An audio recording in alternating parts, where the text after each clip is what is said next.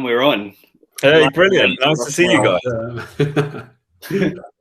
So, I mean, from our side, I think we thought we should give an update, and I think it's probably due from Orchard. So we're just going to have a casual conversation and kind of just talk about some of the things that have been going on recently in the community, and then talk about things that we've been up to.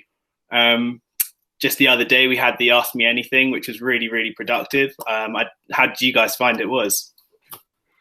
Yeah, well, I think having a chat like this is probably more helpful than trying to script something. I mean, we've done that in the past, haven't we? We've done these Orchard 3 and 3s, which I think work to some extent, but actually, I think why don't we just try something else? So that's what we're thinking, and we'll just have a more relaxed and casual conversation on a Sunday afternoon. Yeah. So the AMA, yeah.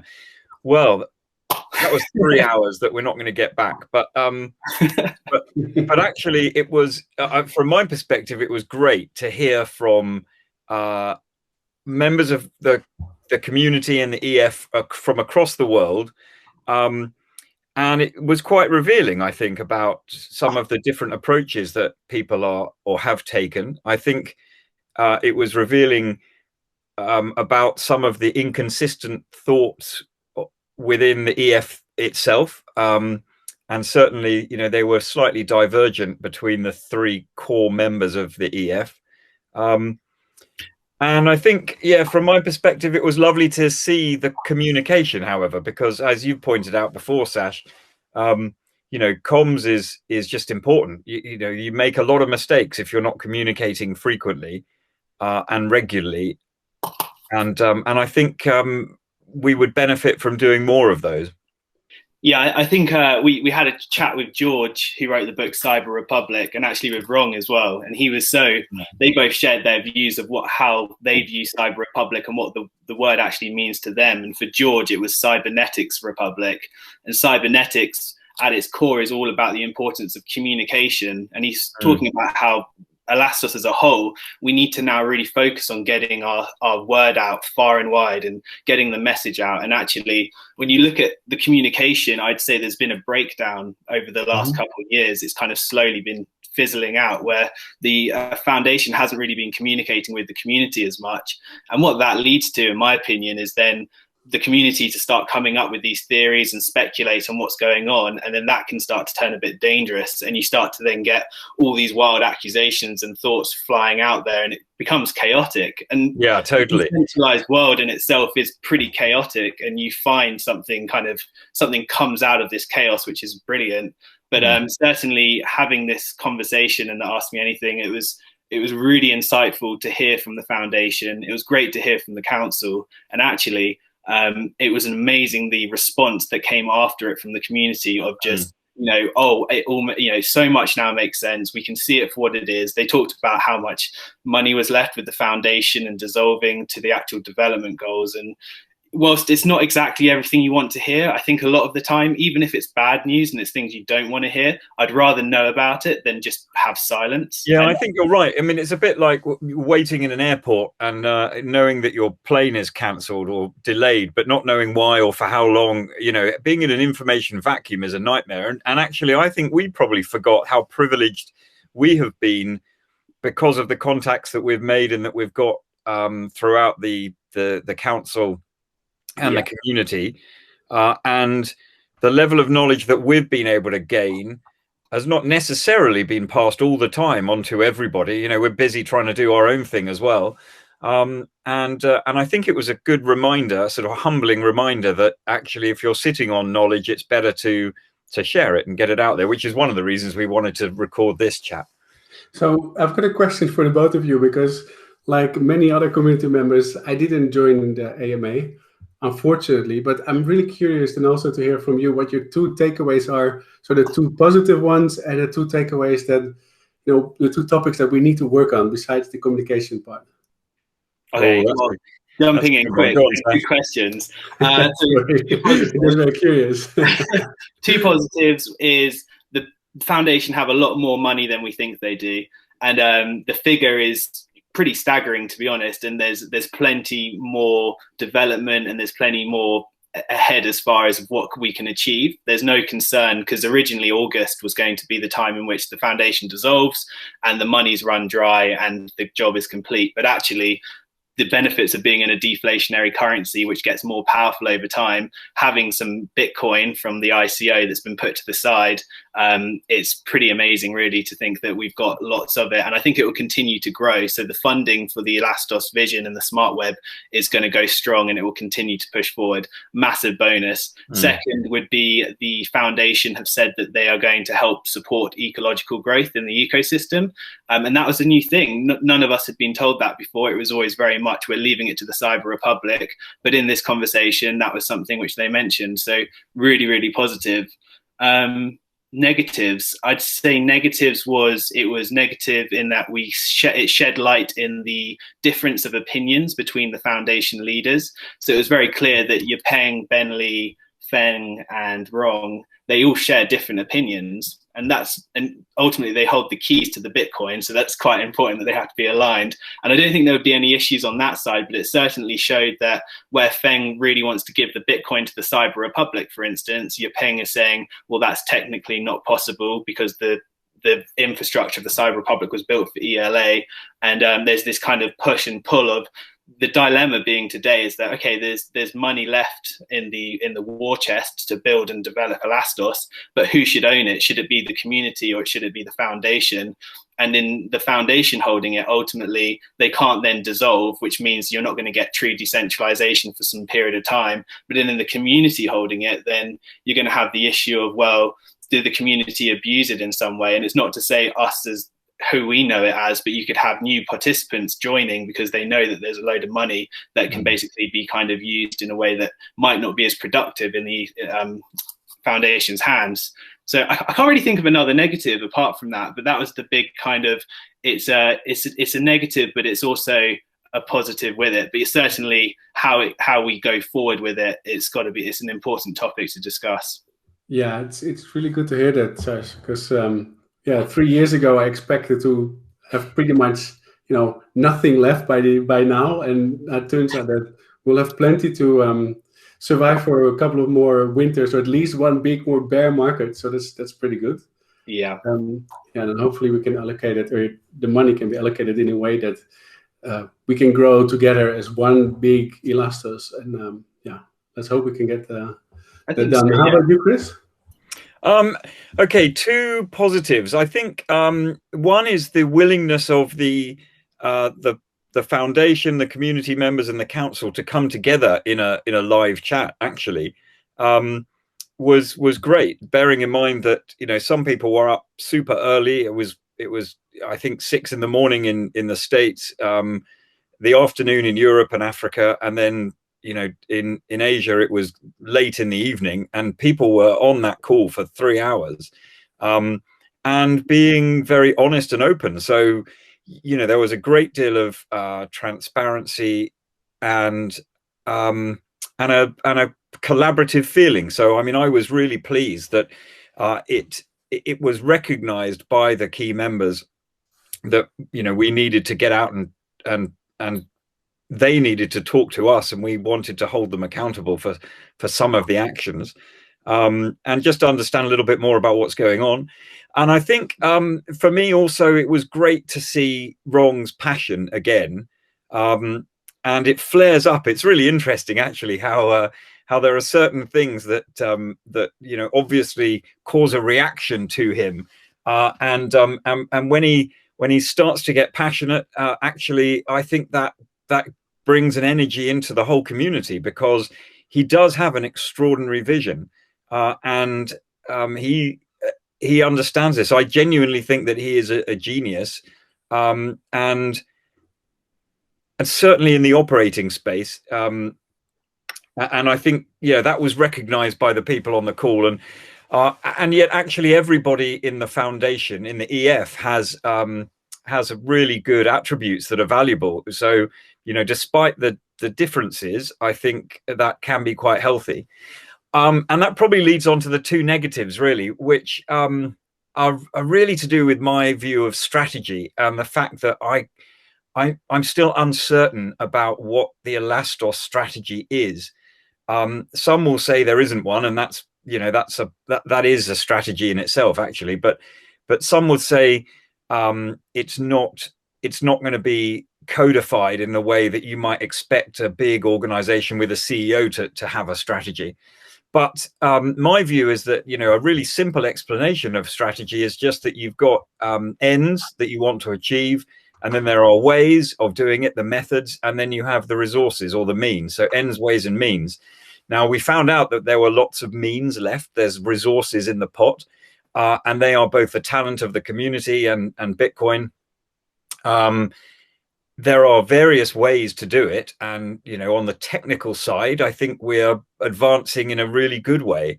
And I think one of the things that would really help us is a really clear, clarifying call about what the end state was, because I think it probably has shifted a bit since we all started.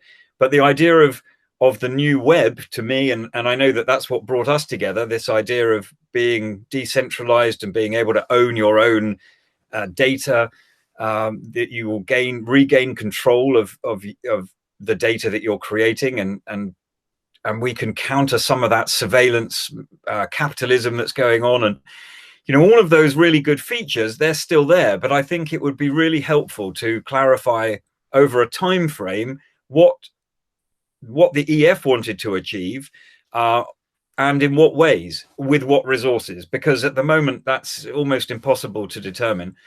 And so that probably is my key negative. There's probably 2 or 3 in there, so that's all I'll say on that.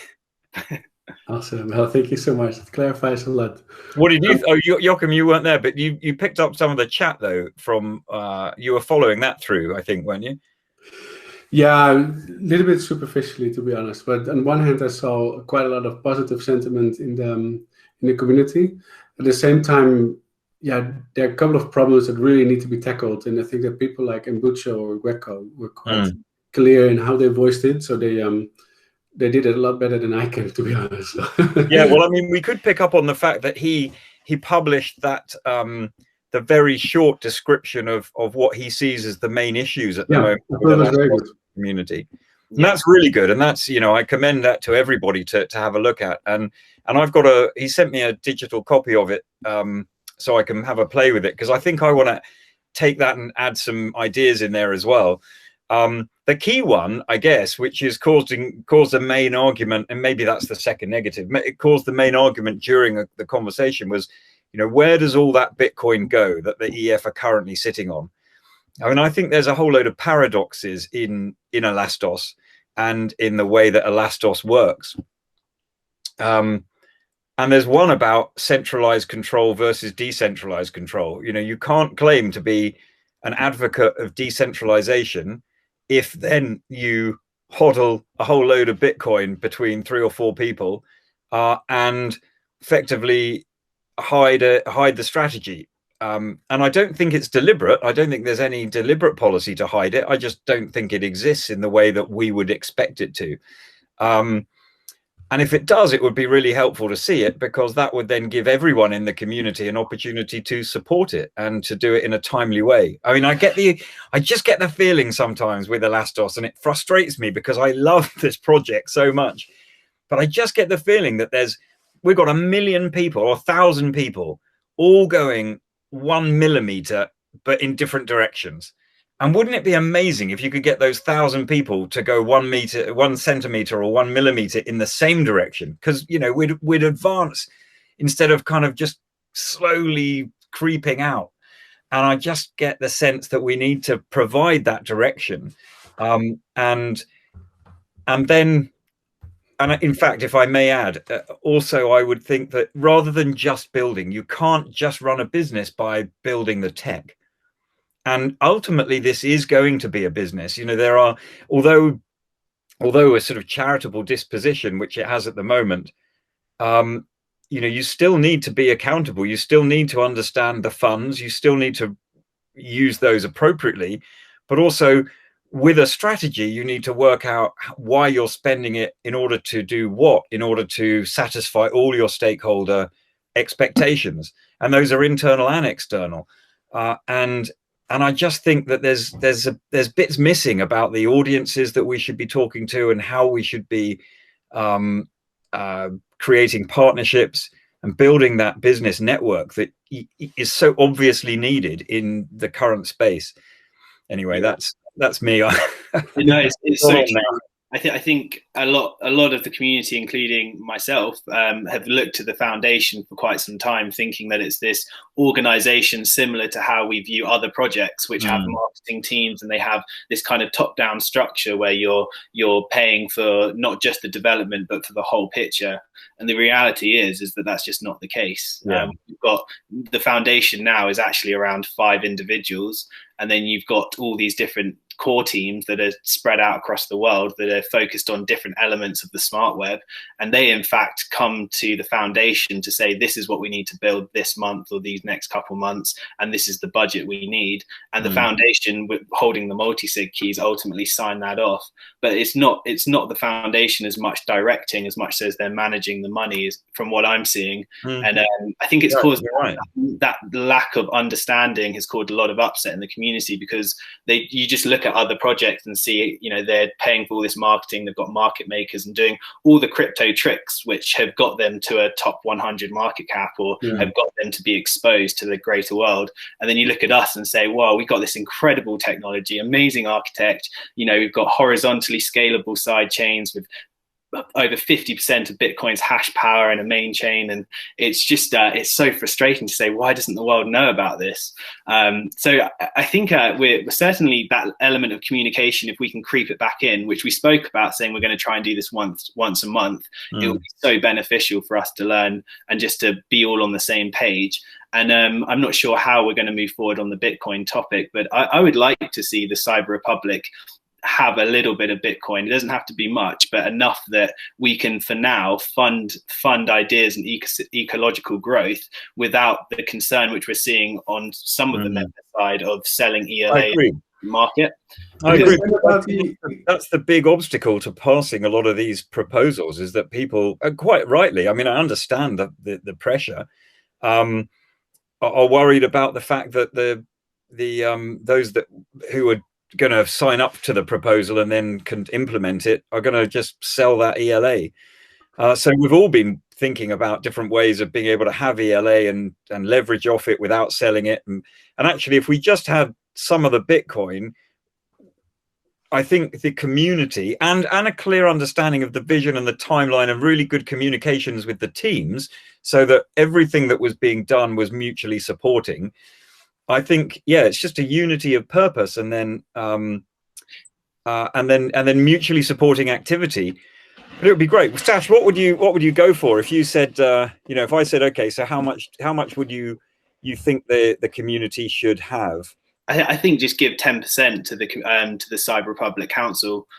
Because ultimately then ELA is a deflationary currency now. It's going to get more powerful over time, but we're still at the early stages. And if we just had a small bit of Bitcoin that we can now use, and we can fund, and I'm sure there'll be council members who then won't be so worried about the ELA being sold on the market. But you could have a system where the EF controls this Bitcoin, they ring fence 10% of it, and then they agree with the council that we can use that 10% for ecological growth. And then when we sign something off as a proposal, it then gets released by the foundation to Rebecca as our secretariat, who then helps manage the project. And actually, it's more giving us a period of time where we're not putting ELA onto the market, uncirculating ELA, and we're spending Bitcoin. And as that happens, I think we'll see ecological growth, and that will fund ideas, and then that will be built on Elastos, and it will have a positive reinforcing effect. But then also will allow ELA to catch up with itself to an point which perhaps once it gets to ICO price and above, it won't matter so much that we can use it. And we'll also be spending far less ELA on proposals than we would be today. So it's quite a nice little gap to have.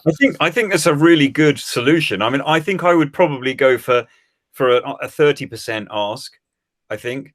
But I would also say that, you wouldn't just give it to the council.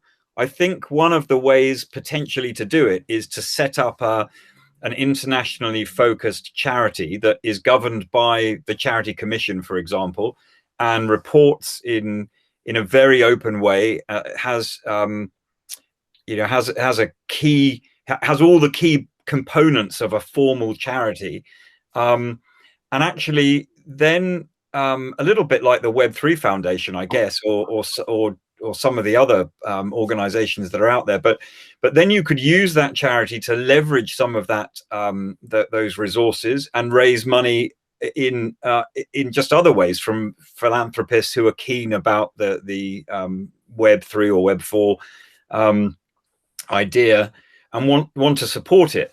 Because I think, just giving it to the CRC is a way of doing it, but actually I think some of the reservations about that were the structures were not in place, the processes are not in place, and I would agree with that. So we'd have to create them. But to me, if you were to say, right, you can give 30%, or call it, I don't know, 20%, let's go for the average between you and me, Sash, 20% of the currently remaining BTC into an international charity. So it could have a headquarters in or split between the different continents.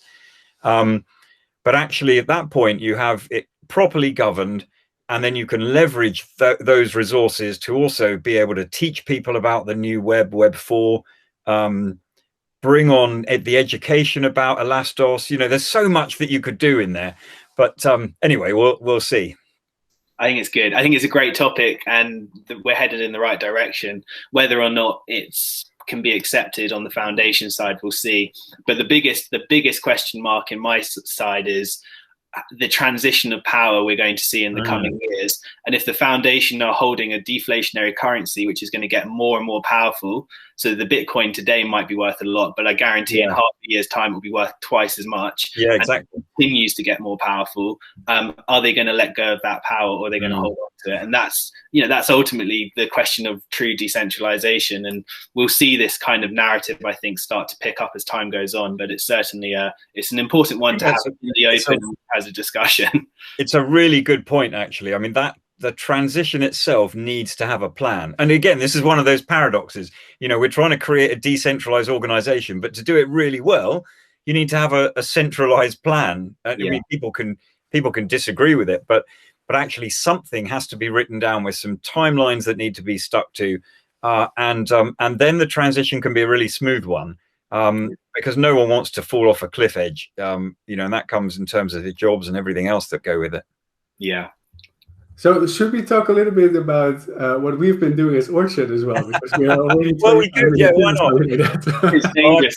We could just go on. I think this has been such a valuable chat. I love listening to your ideas, and I suppose we better talk about what Orchard have been doing. Well, I think that what you coined is that we should talk about ecological growth and the different routes towards that ecological growth. But one is, just building products that people can use, right? And that's what we all know that Toom is doing, for example, quite nicely with Profile. I'm quite excited about that. We had a couple of meetings with Donnie, by the way, where he gave us a sneak preview. So that's going to be very interesting.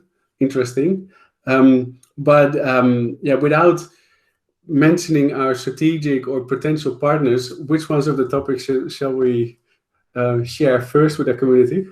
I reckon let's jump in on the sports passport side, because that's got real meaning in it. And then I think, Joachim, if you'd probably be the best person to talk on that a bit. Yeah, I'll try to keep it short, but that's not always possible. So we were approached by an NGO. So there's no money in this. We're not going to be able to tokenize anything here. But we were approached by an NGO that tries to fight child trafficking. So child trafficking is a bit of an issue, and especially child trafficking in sports. So one of them, and we've had, I think, about 20 meetings around this whole topic. Quite a lot. Well, we've done a lot of work. It's probably between the three of us, I'd say there's probably a week's worth of full-time work there for me, and probably more for you. Absolutely. In fact, there are a whole bunch of students actually that are working on this topic and actually are graduating on this topic as well. So it's quite it's grown quite a lot bigger than I expected in the beginning. But Hey, the outcome that's is a really good topic, by the way, for another conversation about, you know, the link to the university. Brilliant. Well, that's a nice segue. It's Yeah. incredible. But anyway, the outcome is that what we need is we need any kind of any kind of player in the sports field to be able to verify their credentials, pretty much. And you know, the answer was in front of us all along, but yeah, no one has really found it yet. So the sports passport, what it does is similar to what Profile does, but then for actors in this sports area, is it verifies someone's identity, and only once the identity is verified, the actor can communicate with another actor. So imagine that you are in the area of Muay Thai. This has got nothing to do with Muay Thai, so let's just use Muay Thai as an example. Imagine that you're an agent and you want to find new fighters. Then these are often very young people from areas where the families are usually quite poor. So there's a lot of trafficking of these very young, in this case Muay Thai fighters. A lot of child trafficking happening by bad agents, by agents that are actually just frauds. So what you want to do is you want to have an open system where the credentials of those agents are out there in the open, are verified by trusted parties, but are also visible by anyone they can connect with. In fact, in the end goal in 2 years from now, 3 years from now, what you want is you want to have one platform where any kind of sports agent can connect with children and the families, particularly the families usually, only when they're fully verified. So one aspect that's really brilliant is Brian's Green Pass, right? So we got inspired a little bit by the Green Pass, where you just cannot do certain things if you are not, if you don't have that green status.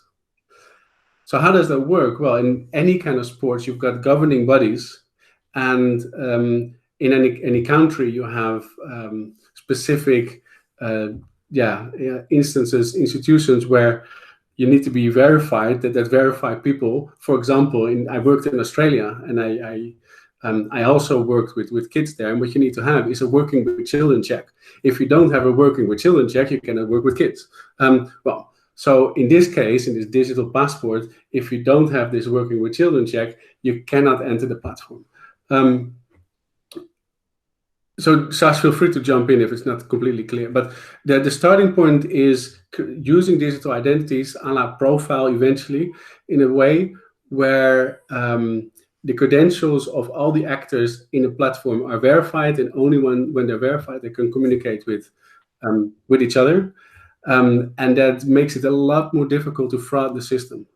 Yeah, I think you've pretty much summarized it there really well, Joachim. One of the biggest benefits of Profile is if you looked at LinkedIn today, you can't really verify the credentials of who you say you are, so you can just lie. And what we're trying to build with blockchain is this kind of open and transparent world where you can trust who you're dealing with, and you can have this form of open verification with each other. So when we look at Profile, the big benefits are that you obviously get a digital identity. So we want to try and give children digital identities, which then they not only own, but then they can attribute data to. And in the same way, for the agents and the people that come and approach these kids for opportunities, to ensure they also have a digital identity. And with that, you can kind of track the background of everything that's going on. So you could have an institution vouch, which is one of the things that Profile has. They can vouch for the agent and say that they do in fact work for them. They can always give them like a stamp of approval, which can be revoked at any time too. So the agent has this kind of, you can add this gamification where agents are incentivized to get high credit scores and to really up their DIDs and have this trustable and verifiable passport, which they can then approach kids and say, hey, look, this is who I say I am. And then the kids in the same way could have a digital identity that when they get taken on their journey for whichever sport they're they're doing, they could be logged into a hotel, and that DID could be logged in and put on the blockchain as this time or this date it was logged in here, and you're basically able to actually make sure that the children have a safe passage, but they're also accounted for. Because what we're learning, and to be honest, before we were approached and before we went down this path, I was completely oblivious to what was really going on. But actually, children are being lied to, and they're being told fake promises, and the parents and the neighborhood even come together collectively to raise the funds on this idea that their child will go off and make hundreds of thousands of pounds because the opportunity is too good to be true. And then they get taken to another country after the money's been handed over, and then they're just abandoned. So these children are just left in another country. Some of them are quite embarrassed and they don't want to go home because of the shame it might cause. And it just creates this really destructive world where people are able to get away with what they want. So yeah, this NGO we're working with are coming from a really good place, and we've been working really hard to try and see if we can use Elastos digital identities. We've had some calls with Donny and ToomTech as well, and how we can integrate profile, and we can create this ecosystem where we can it's not only for the children as well, it's for the actual agents and the whole stakeholders in the developed world, because for them they will have a better system in place too. And we're kind of starting from the core, and we're going to just build our way out, and it's so far been going really well. We've had some calls with different stakeholders within the space, and it's interesting because whilst our focus is very much on the children trafficking side, these stakeholders have shown us that they have their own pains that they need to solve. And with different countries and the different legislation and how they manage that, we're finding that actually digital identities is the perfect thing that they need as well, their own form of passport. So it's just, again, this new technology and just seeing how it's going to benefit and filter into every kind of part of society. And we're just learning more and more as we talk to different people about how Elastos can help them. So we're going to just continue going down this path, and we hope that something will come from it, and it's promising as of yet. So we're very excited. Yeah, so we've got a call with Donny next week, I think, to talk about profile in more detail, and working with the stakeholders to demonstrate that. And I think we're going to get some an early access to that, and just see if we can pull it together. I mean, it's so exciting. One of the things I find at the moment is that there are so many opportunities for the technologies that are being built at the moment by all the teams. It's difficult to understand where to focus on any one day, because there is a lot of interest out there. Yeah. And then so I guess we could jump to the next idea, which I'll probably say, should we go for NFTs? Yeah, Jochen, why don't you take the Jochen, why don't you start on that one, and hand over to Sash again. Okay, well, this is something that I think that the whole community is super excited about in general, right? So the possibilities that NFTs have to offer are quite large. Now, what I've been experiencing is just aha moments, moment after moment, because SaaS is really our creative brain there. So if you want anyone who can gamify processes or make it fun to be involved in something like NFTs, well then anyone should hire SaaS, because that creative brain is awesome. What are you saying? No one hires SaaS. Okay, sorry, no one hires SaaS. Hire us. Yeah. But it's so that by itself, for me, it's been a huge learning process, right? So how can you gamify NFTs? A platform that we've been looking at, that SaaS has been working on, is going to be quite interesting. But obviously, if we build it on Elastos technology, it needs to be business ready. It's that simple. But at the same time, we've been talking with quite a few experts in the field, in the art industry. And that's also similar to what we just talked about with the other use case. It's very interesting to see what happens if you connect with stakeholders that do not come from the crypto industry, because most money is not in crypto, right? Most money that revolves around art is not in crypto. And their needs and the wants of the stakeholders, the professionals in art, are just a little bit different than just a simple NFT marketplace. So we've been exploring that whole field, not just by ourselves, by the way. So we've had plenty of calls with Brian, but also with other stakeholders. And it is really interesting to see that every time we think, well, now we've got it, we can play around in this way with NFTs, like very often similar to what some of our competitors are doing. Then when we do the reality check with the real world, we find out that the real world just doesn't work like that. So it's a really interesting balance between real world applications with real art, right? Because in the end, what you want is your NFT, you want to have it tied to a real asset that is worth something also in the real world, because then it becomes suddenly really interesting for all of us, right? That you can own a piece of a painting, or you can own a piece of a painting that hasn't been created yet. So there's much more to explore for all of us. That's something that we've been doing, and at the same time, Sash has some really awesome ideas about how you can gamify the process and how you can build an NFT platform that is not just another NFT marketplace.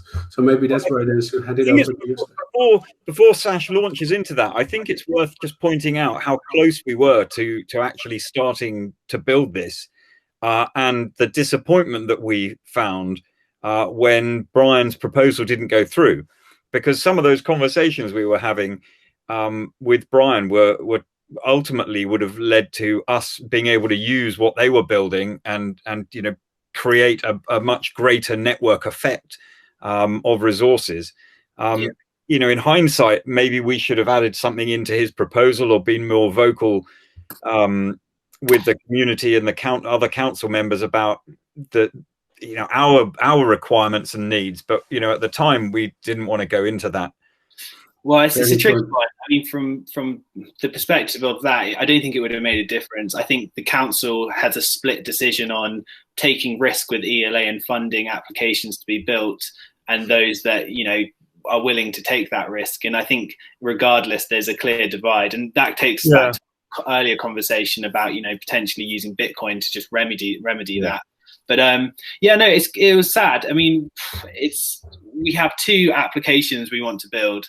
One of them is working with a partner, which we've been developing. So naively we put Brian's NFT marketplace proposal through, thinking it was a no-brainer, it's going to pass, and it didn't. And so we kind of had to suddenly step back ourselves and say, well, hang on a sec, we had a whole two ideas here lined up to be built when Brian builds this infrastructure on Elastos, and as a result we have to actually now rethink how we're going to do it, because Brian is, from what we know, he's going to connect to Elastos, but he's looking now for other solutions because he couldn't find it with our ecosystem. So it was very sad. And that's where the idea of risk is extraordinary, because they might be risk averse to the spending of ELA, but actually there's a huge risk that's now been taken by not building at the time when they could have done. So it's a real shame. But certainly, everything's getting digitized more and more. That's the way the world is going. We've seen with COVID how we've gone from, being able to physically go out and do things to now everything being online. And actually, there's a lot of institutions out there that, structures. You're seeing with Mark Cuban, for instance, in the NBA, how, he would rely on people coming to the NBA games, and now suddenly no one's going because everyone's locked away. Well, they've now come out with working with the Flow blockchain, this NBA Top Shops, where they're basically turning NFTs into like short clips which you can own. And the best way to look at NFTs are their signatures from established people. So there's only so many signatures that are done, and you can own one of those signatures for this specific asset. It's a bit like autograph hunting used to be. You get your old cigarette card photo or your postcard with the picture on it and try and get the autograph of that player or celebrity. Exactly. And you're seeing, I think there's a lot of air. I think we're going to see part of this space balloon up into something which is going to pop, but actually there's underlying, everything is going to get digitized and they're all going to be turned into NFTs, and there's going to be real value. And you can have physical and digital NFTs. You can have physical NFTs or an NFT which represents a physical asset and one that represents a digital. The digital twin, I think, is commonly known as. And we had two ideas. One was for real world, and it was working with a partner, which was really exciting. And unfortunately, we're not sure whether that's going to be on Elastos now. So that was really disappointing. And then the other one was called Elasticity, and the idea was creating this all-in-one NFT DeFi platform on Elastos. So you'd have on one side, you'd have almost like a pancake swap fork, where you'd have your swapping mechanism that would go to Tok Swap, and you'd have your you got that dot, and then we'd have the bridge function where Ethereum users and Hecko could easily bridge into the Elasticity platform. Then you'd have your swapping, and then we'd add this new yield farming area where you could stake your ELA. We'd have city tokens, which you could basically stake against ELA or against other to basically generate more city tokens, which then you on the same platform could go to an NFT marketplace and you could spend those city tokens to buy digital assets. So you kind of could create an income revenue in the DeFi world, and then you could use that to then buy up digital assets, and you create this kind of back and forth ecosystem. So that's kind of hit a stop as well, to be honest, because we don't have Brian's. We had literally that was loaded, ready to go, and we were talking with Tomb Tech about starting funding and getting the developers to go. And now that Brian's proposal got let down, we just don't have the NFT infrastructure to do it. So we're going to put it on the back burner, and we'll probably come back to it when the time's right. But again, it was, I think, unbeknownst to perhaps the community, we put Brian's suggestion into a proposal because we're very excited about what it will mean for what we can do pushing forward. And there were two ideas which now have kind of been hit a kind of halt. So I think we're still going to, I hope we're still going to pursue certainly Elasticity for Elastos. I think we're still Elasticity is great. I mean, we will bring it back out. I think the dust covers might have gone on it briefly. But yes, we also spelt it ELA.city.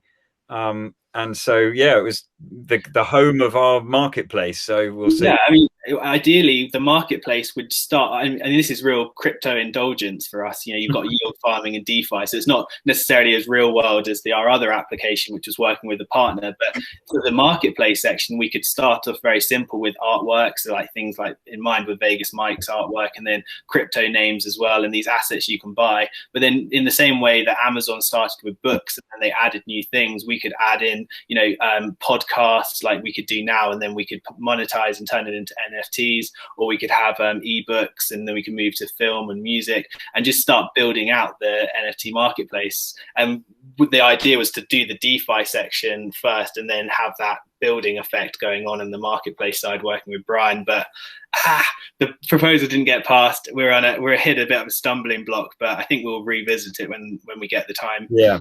And I guess, and this is why we probably wanted to do this video more than anything else, because it became obvious to us that we're busy working away at all these things and not actually explaining it to anybody outside, relatively small groups. And so, I think if there's anyone with any ideas that, wants to add in or contribute to what we've been doing in a meaningful sense, then, by all means, we really want to push these ideas forward. We just need, developers now and business cases written up.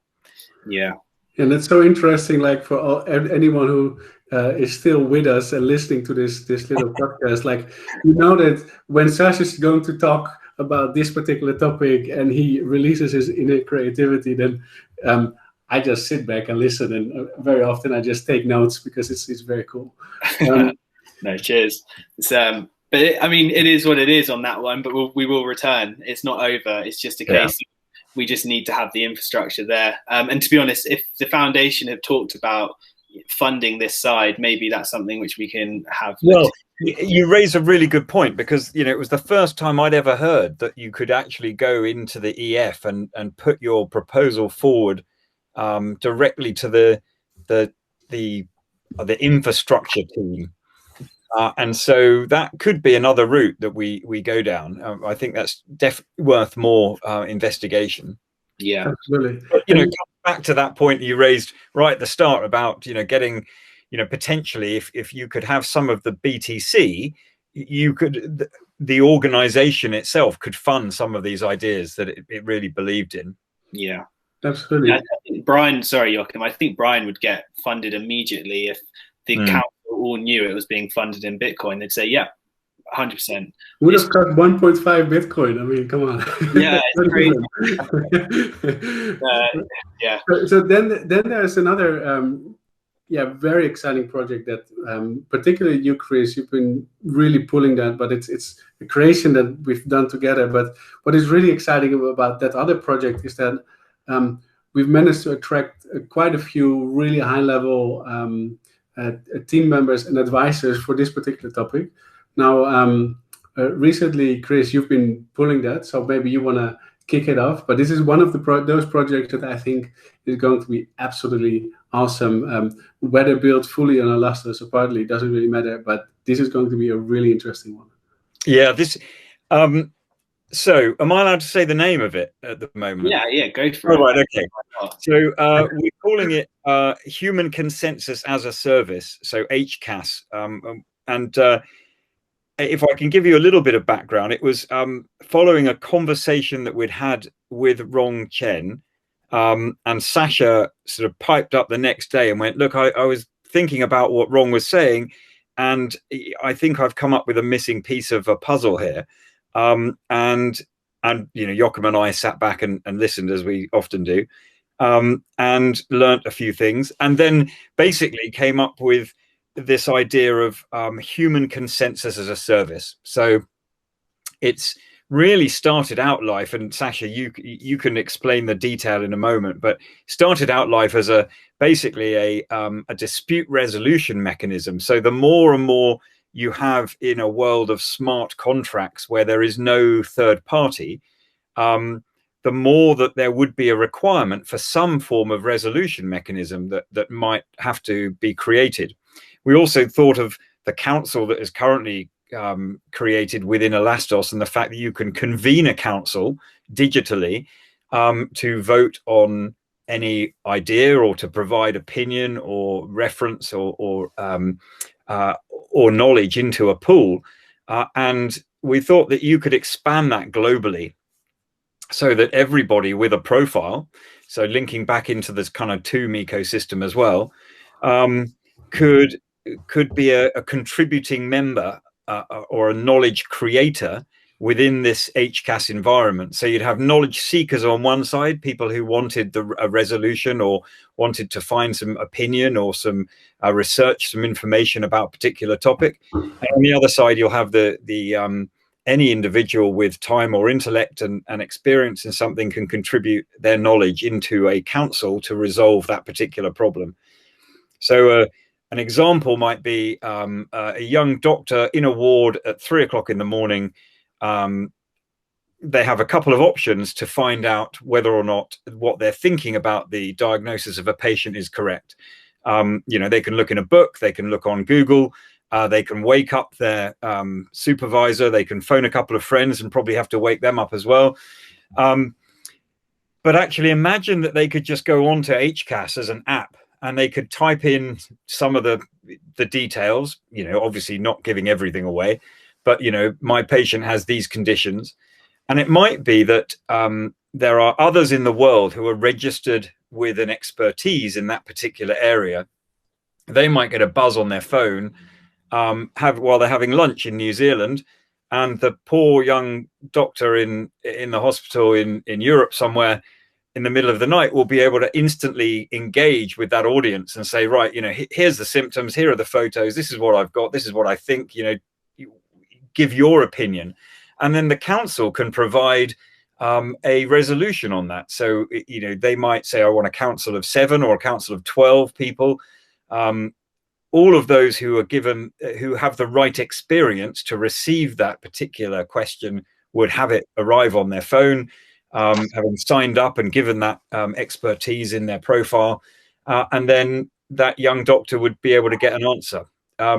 Now, you know, clearly there are all sorts of problems you can pick holes in with that particular scenario, but it's just an idea to demonstrate how it works.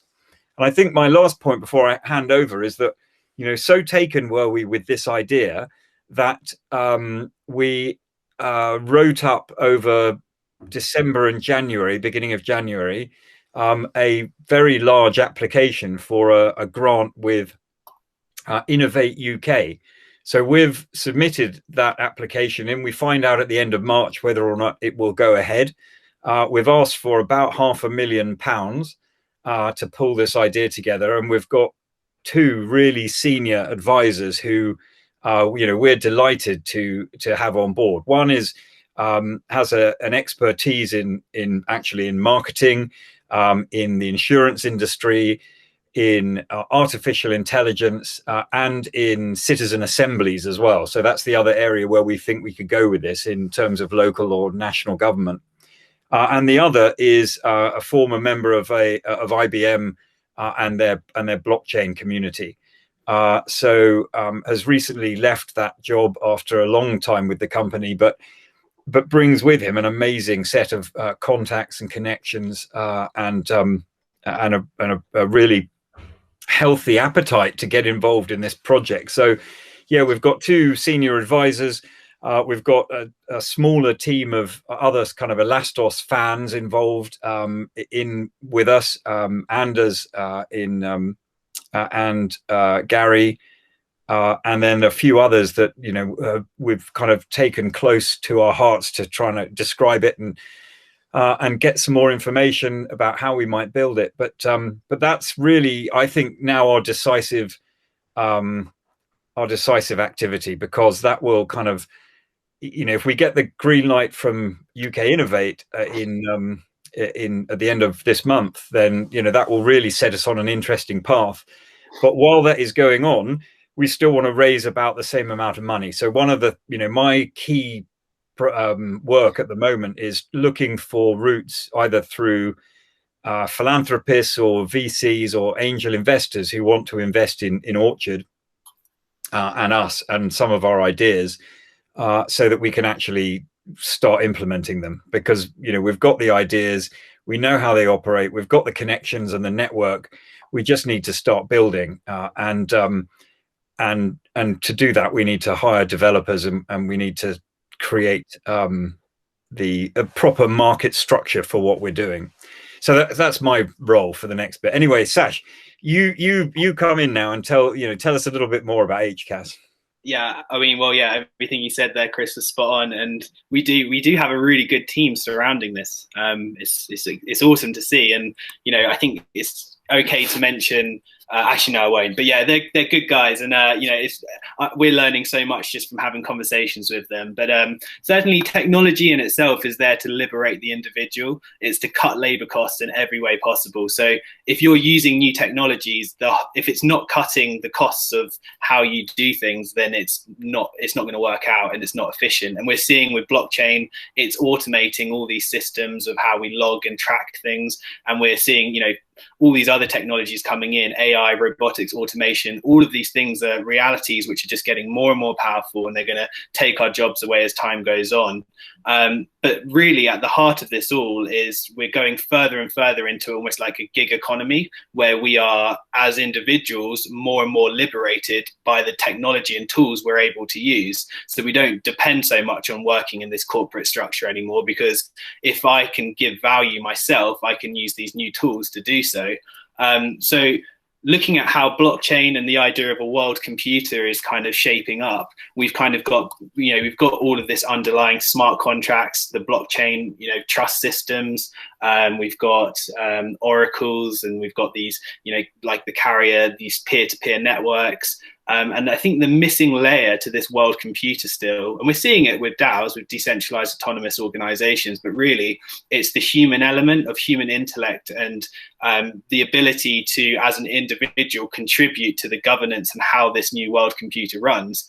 And so HCaaS, I mean, looking at today, we're seeing a breakdown of trust going on globally. I'd argue it's because of a broken monetary system. We're seeing more and more inequality form up, which makes more distrust, and then you get more finger pointing saying it's their fault, and then you stop trusting each other, and it gets more and more dangerous. And it's interesting to see how far this is going to be pushed.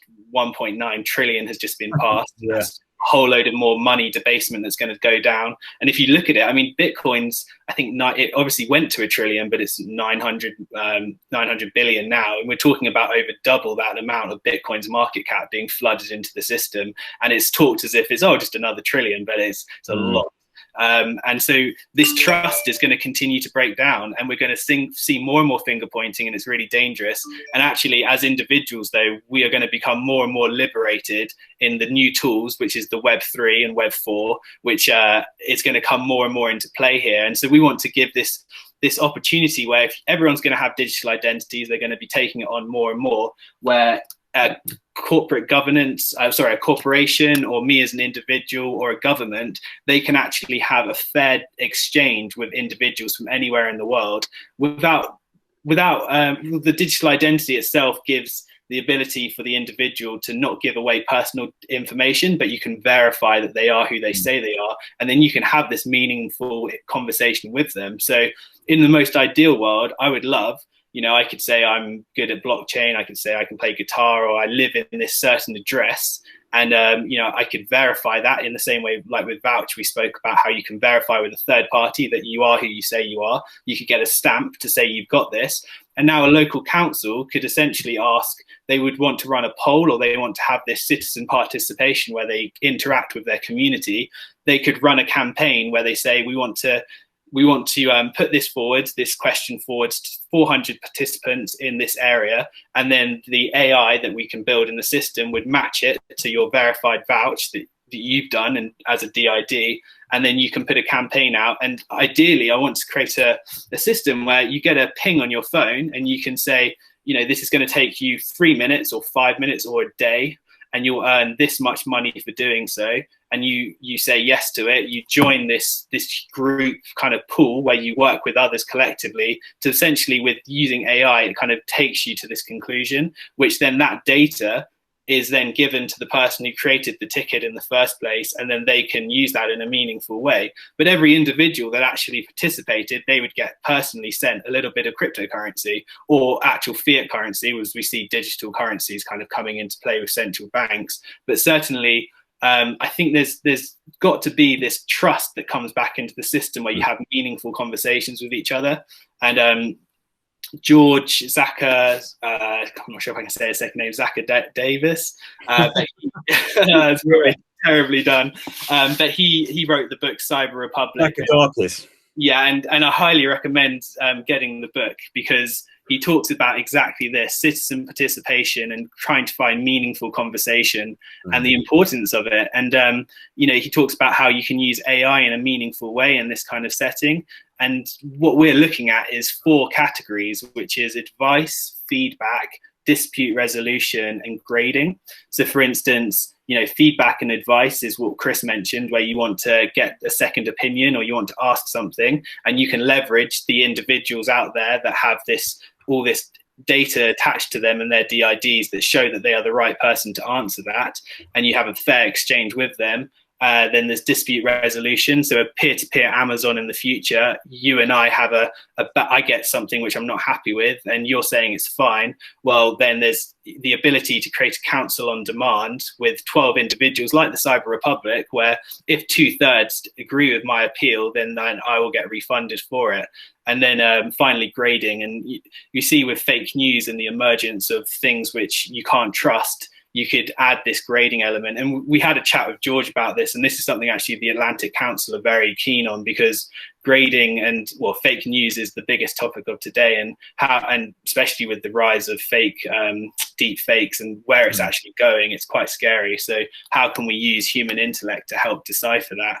And use it with AI in a productive way. So it's a really exciting area, human consensus as a service, working collectively together and interacting in a way that's got fair data exchange. So I will give some of my data for a bit of payment, but then the person who issued that ticket in question, they own that data as a result, and they could monetize that data, and they could sell it onto a secondary market or put it into a data trust.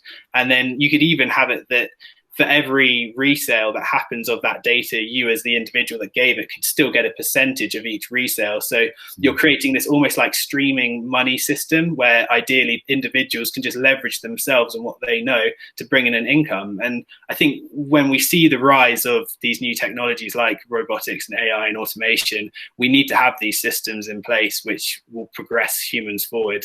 And if everyone's getting paid in a deflationary currency too, you might earn 20p for that minute minutes work you did today, but that could in a couple of days time or a year or so could turn into £1. And then, you know, if you're continuously doing work that might not be too much today, but it's growing in the amount of how much it can buy you. Power.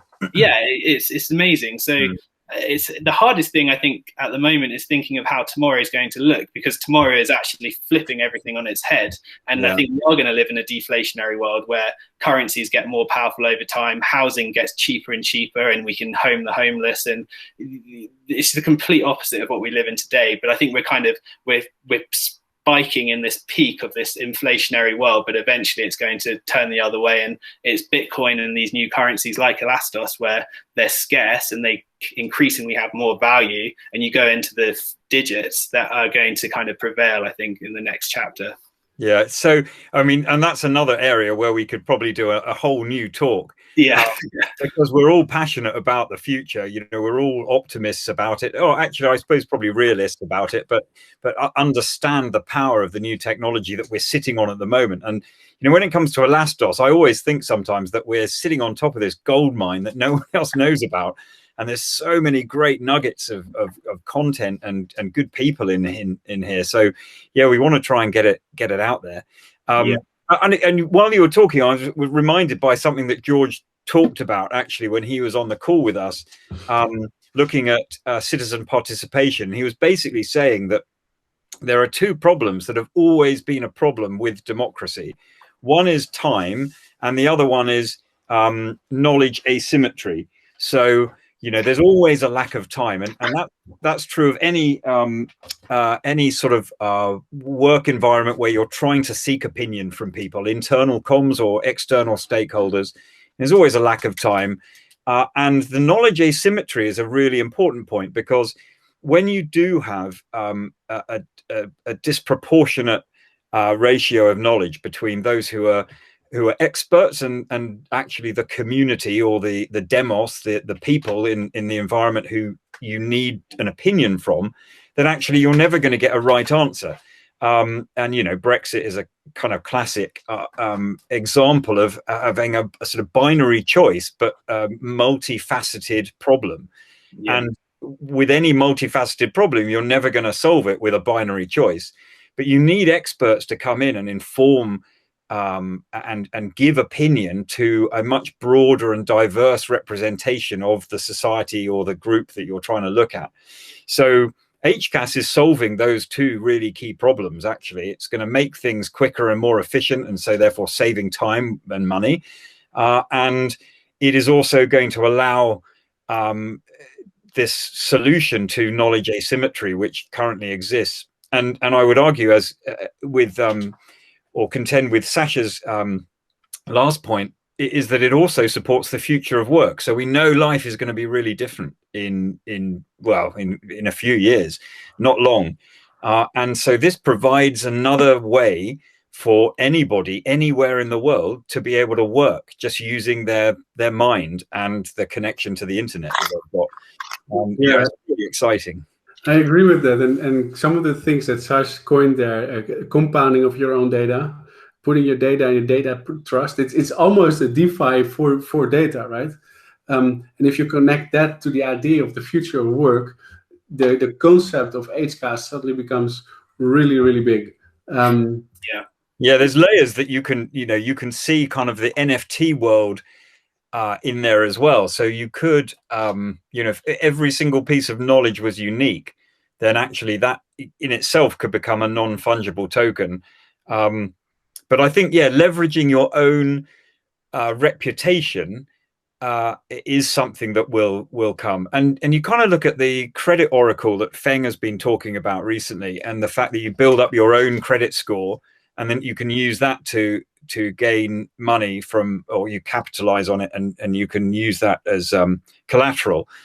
And I think reputation is going to be a form of collateral in the future. So the more that you can verify, the better. And that's why we want to work, with something like Profile, I think, on this. Yeah. Well, I mean, the DIDs being W3C compliant is incredibly valuable, because actually your DIDs is your credit score. Essentially, you're going to have this identity which everything you do will be attached to it. You have control over what you show or not, but nonetheless it will show how authentic you are, opposed to just a bot that creates a DID and has nothing attached. So certainly the future of work is going to play into that. And I think if you look at it like an Oracle solution today, you have these Oracle providers that give data to smart contracts to execute them, off-chain data to on-chain data. And in the same way, anyone can incorporate oracles. They need to incorporate oracles to their smart contracts in order to function their blockchains better and to function at all.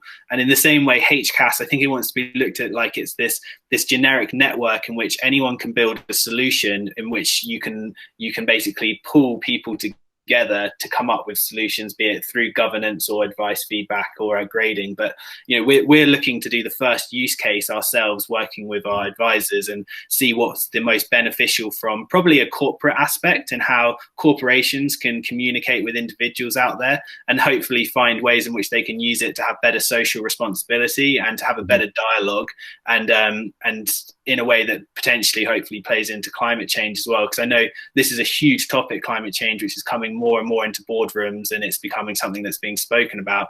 And actually, if we can create a way in which corporations can communicate with customers and to communicate with a greater audience in a fair data exchange way, and then they can navigate themselves as a company as a result of that, I think that's really valuable. But certainly that's just one use case out of what could be many. So we're really exploring it. And as we say, we've got some great minds on board, and the advisors being extremely helpful and helping us navigate. And one of them in particular obviously had a whole load of previous documentation which he'd thought of that's very similar to this, and he's been very happy just to pass that over to us and say, this is what we've done so far, and you're welcome to take it on. So it's been really good. And I think, Joachim, we were talking about as well before, just the idea of a Telegram chat, which we want to invite. We're going to set up a new Telegram channel, which anyone who's interested in the topics today, and HCaaS in particular, if you want to come on and talk about this and discuss it, we're going to leave it in the description below. So we welcome all bright minds to come and talk. And Orchard, our whole goal is about growth and about incubating ideas and coming together, and we're strength in numbers. So we really do open this to the floor and open it to everyone to come and participate and be a part, because this is part of what being in a decentralized system is all about, working together and coming up with cool thoughts and sharing ideas. Yeah. Oh, exactly. We know that there's so much talent out there, and in fact we're seeing it already, because we're working with about 6 or 7 different people from your university at the moment, Joachim, who all presented some amazing ideas to us, actually, about everything from market to business design, how we're going to communicate, all sorts of different things, actually. But in fact, one of them is doing some great work on the community channel at the moment, looking at he's put out some really good graphics about what a future improved Elastos website might look like. So actually, we're involved in that as well, as a sort of mentoring scheme that we're running. But yeah, we'd love the advice and talents from the community to help us. And our goal is, the short-term goal is to raise money so that we can actually get on with some of these really good business ideas that I think would not only bring value to Orchard, but also huge value into the Elastos ecosystem. And on that, do we want to talk about future token, or should we just leave that to another time? In view of the time, because it's over an hour and it's probably let's jump in on it on the next one. But we'll try and make this more of a common theme, because again, it's communication. We saw how beneficial it was with the Ask Me Anything the other day, and actually, as Orchard, we are busy working away. We don't get paid to do any of this. This is purely out of our own, interest and enjoyment. And if we can do something which has a meaningful impact on the world, I think, it's a mission success. And we're working with so many bright minds. We can see all the tools that we need to use, but you know, it's just about putting them all together and actually, funding it really on our side. And we're pushing forward still, and we appreciate obviously all the support from the community, and we're going to continue to push forward. So maybe part 2 we'll talk about tokenomics and what we have in mind. Yeah, definitely. Well, we can run into that. We can talk a little bit more about a few of the macro issues that we brought up today. I think there's some really good stuff in there about inflation and the deflationary model, the current kind of chaotic environment that I think is just the world at the moment. I mean, I heard a great quote the other day, which is that if you don't find it confusing, then you don't really understand what's going on. We can talk about crowdsourcing and what we'll do in the future to involve the community in our growth as well, so that we can then feed that back in. Yeah, brilliant. Well, on that note, should we call it? Yeah, guys, it's always a pleasure. I love talking to you both. I get such a great vibe and energy from you, and I always learn loads as well. So it's a privilege and a pleasure to chat with you on a Sunday night. Likewise. It's been a nice sunny day in England today. Yeah, lovely. It's a nice way to round off what has been a good Sunday. Freezing cold. You'll be in a nice sunny Spain soon, Joachim. So hopefully. You'll be laughing at us. Yeah.